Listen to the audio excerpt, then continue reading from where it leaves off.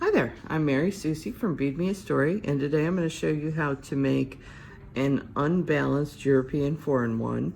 This is also known as oops, and I'm going to be doing this on the vertical. So we're going to be doing this the long way, as opposed to what you normally see in lessons and tutorials. You can see that this is a sideways or a horizontal oops, okay?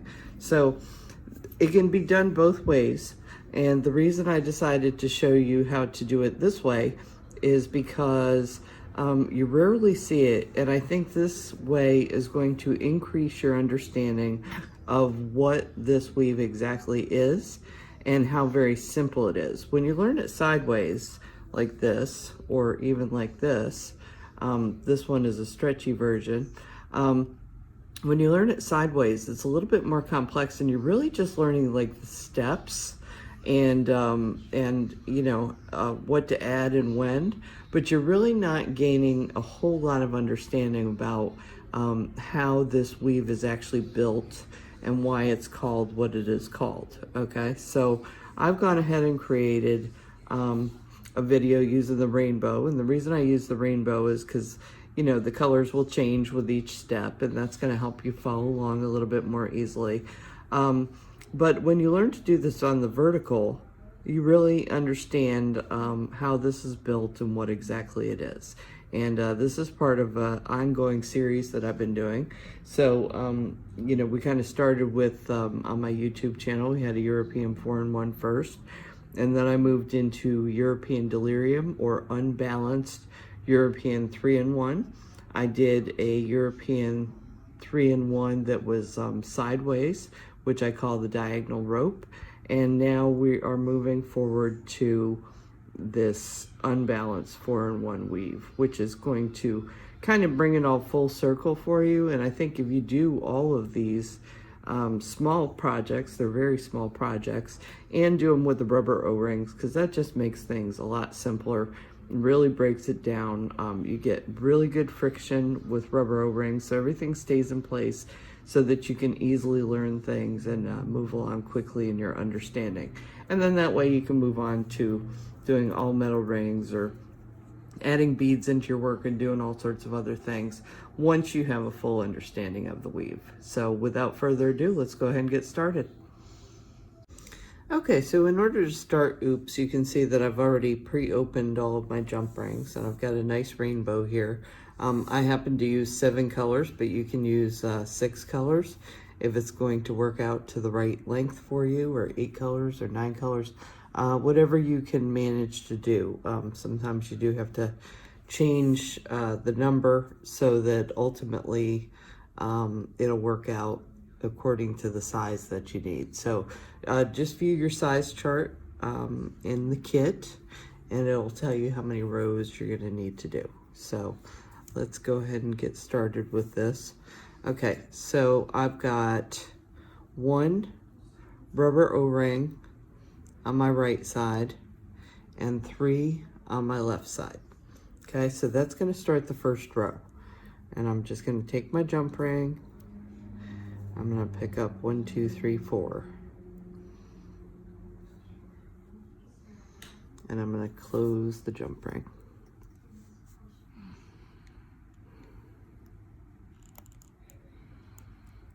Okay, so now when I lay it down, I'll kind of show you that I've got 3 over on the left and 1 on the right. I'm going to come in with my next color, which is my orange. Okay, and you notice when I pick this up, I'm going to put my thumb down to kind of hold it in place and scoop up with my other fingers underneath so that this is laying flat. You can see the 3 over on the left, 1 on the right. So I'm going to pass down through the 1 on the right and back up out of just the top 1 on the left. Okay, so this is like doing a European 4-in-1, except for I only have 1 over here and I have 3 over here. Okay, so down through the 1 on the right, up out of the 1 on the left, and then I'm going to pick up 2 rubber O-rings on the right.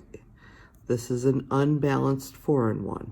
Okay, so in order to keep it a 4-in-1, I went through 1 here and 1 here, so that means I need to pick up 2.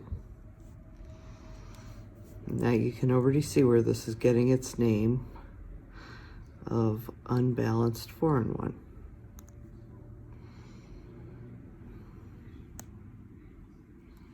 Okay, and then I've closed that ring.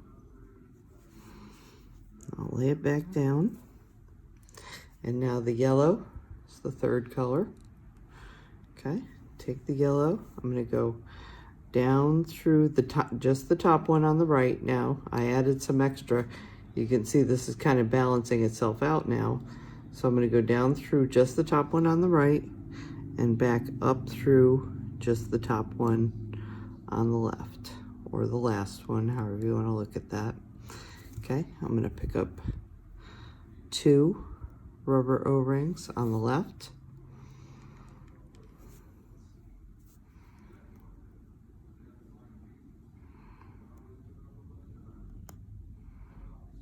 Okay, and then I'm closing.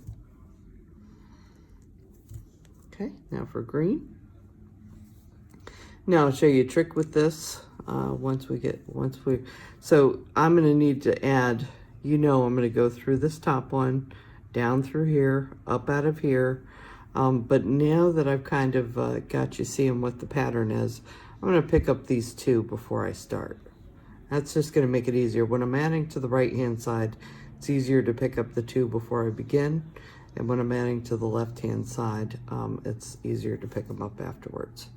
Okay, I'm going to go down through this top one, back up out of the top one on the left, or the last one on the left.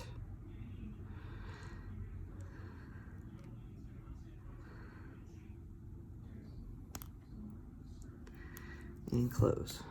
Okay. Okay, so you can see that. And now we're going to add to the left this time.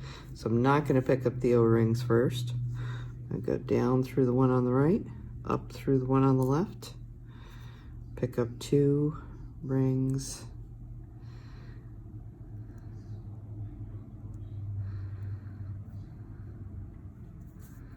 and close.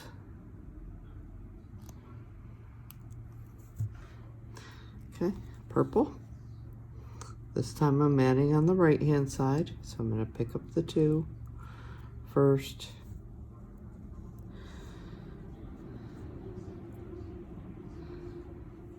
down on the right, up out of the left, and close. Okay, and then I'm just going to do one more color for you. Before I do this color though, I want to show you, so you can see on the left hand side that this is sticking out more at the bottom, and at the top this is sticking out more at the top. So when we go to finish our weave, we're going to want to have this situation. I'm using an odd number of rings, but I know that I'm going to do it an even number of times, and therefore it's going to work out. I'm planning to use 70 jump rings total, so I know that this is going to work out for me. But I'll just show you now that I've pointed that out to you, that down on the right, up out of the left, and then I'm going to add 2 jump rings to this left hand side.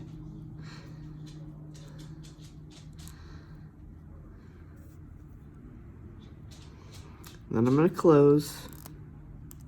Okay, and we're just going to keep going. So now I'm going to start again with the red, orange, yellow, green, blue, purple. But I just want you to notice that this sticks out on the left, and this does too. But once we finish our next group of 7, we'll have the low side being on the left and the high side being on the right. Okay, so just continue on, and go ahead and make this the length that you need it to be. Get not quite to the finish of it, and then I'm going to come back and I'm going to show you how to make this a continuous chain all the way around the bracelet. Okay, so as you can see, I finished the length of this, and I just want to show you that the low side, okay, so we have a left side and a right side. The low side, when I started, was on the left, okay, and the high side, where I stopped, is on the right hand side. Okay, so we're going to add 2 more jump rings. We're going to add a purple and a violet. And I actually, just for our purposes here, especially because I use black, I'm going to be adding in white rubber O-rings just so you can see them a little bit better and see where they're being added as of course, this is the absolute trickiest part of this whole thing, okay? So, we are finishing this up, okay? So this is the end, and this is the start, and we're gonna bring the start around to match up with the end. And you can see we've gone in sequence of our rainbow, so red, orange, yellow, green, blue, indigo, violet. Okay, so purple, violet. And I'm going to do the purple first. Okay, so this is going to be just like we've been doing, down on the right, up out of the left. Okay, and now what's going to happen, and you'll see why once I add this in, I'm going to add one O-ring over here on the left. Okay, and then I'm going to bring this around, and I'm going to pass through just one O-ring from the start, and that's on the left. Okay, so see how I'm coming up under? I brought this around, and I'm making sure that this is flat, okay, in front of me, and then I'm coming up through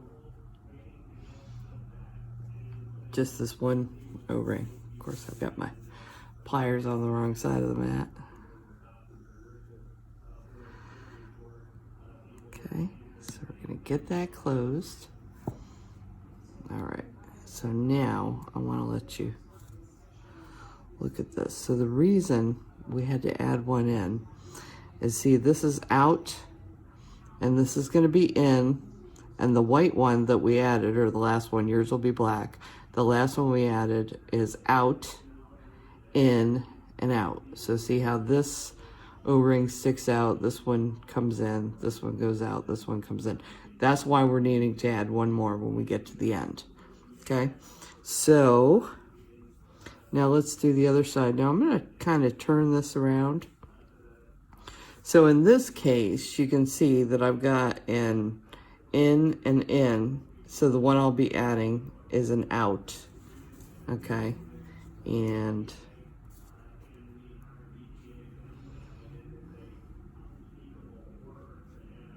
I'm going to try doing it this way. We'll see if it works.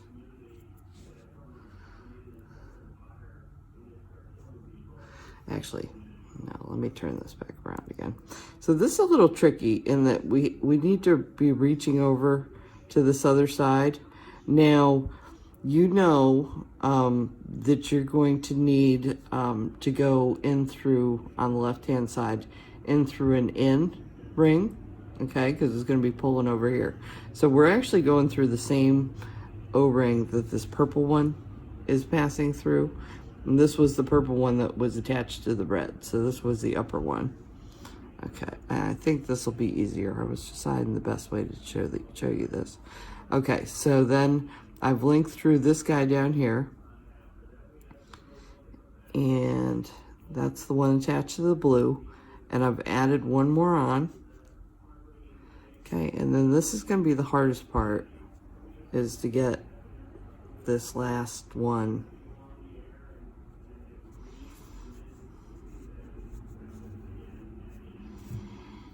stretched up over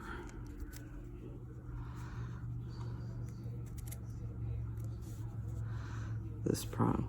Now, if you use your pliers to pull on an O-ring, just be careful you don't nick it. You don't want to cut it, okay? But that did help me get it over top of it. Okay, so you can see there's 3 on this side that I passed through. I passed through an in, I added an out, and an in. So on each side, we need to add an out ring, and that's why we're adding an additional ring. Hopefully, by now you've done the European 3-in-1 and, the unbalanced European 3-in-1, and then also are familiar with European 4-in-1. And this is another unbalanced weave. This is a European unbalanced 4-in-1.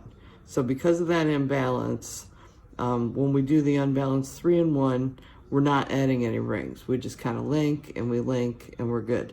But in this case, unlike the 3-in-1, so if this was a 3-in-1, we would only have these outside rings, okay? So we'd have little spaces in between each of these rings. But now with oops, or unbalanced 4-in-1, we're actually filling in what would have been spaces in the unbalanced 3-in-1. So because of that, we have an out and an in, and out, in, out, in, out, in.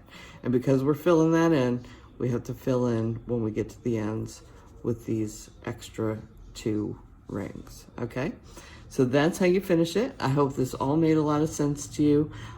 Really, I encourage you to go back through, look at our European 4-in-1 video, look at our unbalanced European 3-in-1 video, European delirium, that one is referred to.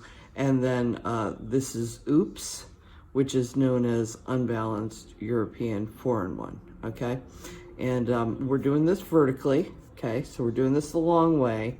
A lot of times when you see oops done in videos, it's gonna be a sideways oops, okay, or a horizontal, and this one's a vertical one. But I wanted to show you this because I think that after you're doing this, or even if you just watch the video, that it's gonna make sense to you why this is called an unbalanced European 4-in-1, okay? And when you learn to do it sideways, you're just kind of learning the steps, but you're not necessarily understanding.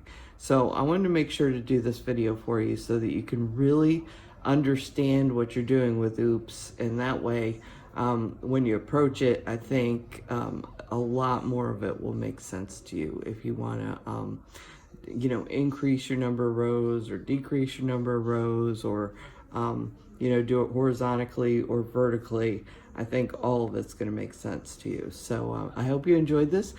Please be sure to like and follow us on YouTube.